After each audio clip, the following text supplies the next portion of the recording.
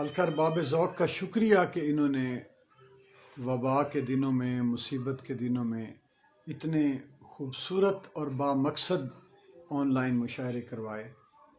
اس سے ایک تو یہ کہ چلو کچھ لوگوں تک بات گئی، شعور اجاگر ہوا احتیاط کرنے کا، وبا کو سمجھنے کا،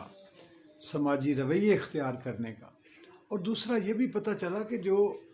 شعراء ہیں یہ انتہائی ذمہ دار کمیونٹی ہے، طبقہ ہے جو مسائل کو، چیزوں کو سمجھتے ہیں اور اس پر خود بھی عمل کرتے ہیں اور لوگوں کو بھی ترغیب دیتے ہیں اور مائل کرتے ہیں کہ وہ یہ کام کریں، قائل کرتے ہیں۔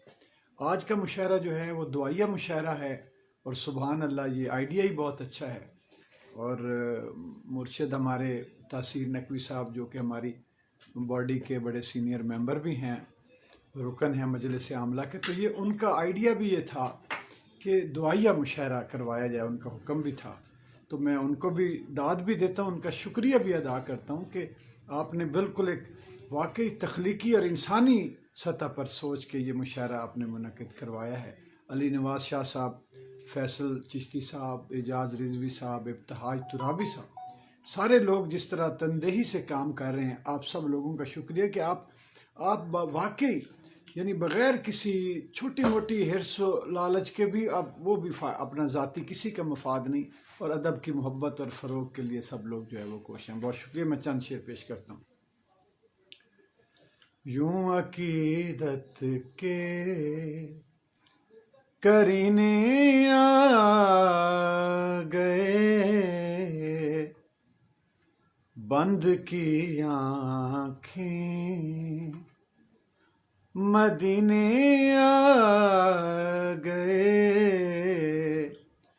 یوں عقیدت کے ڈوبتے لمحے پکارا آپ کو، ڈوبتے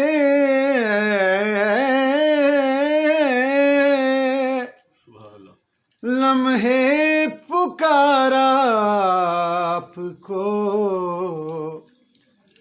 آسمانوں سے سفینے آ گئے، آسمانوں سے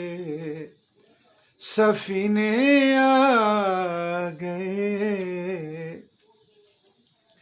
ایک ذرا دیکھا تھا طیبہ کی طرف، ایک ذرا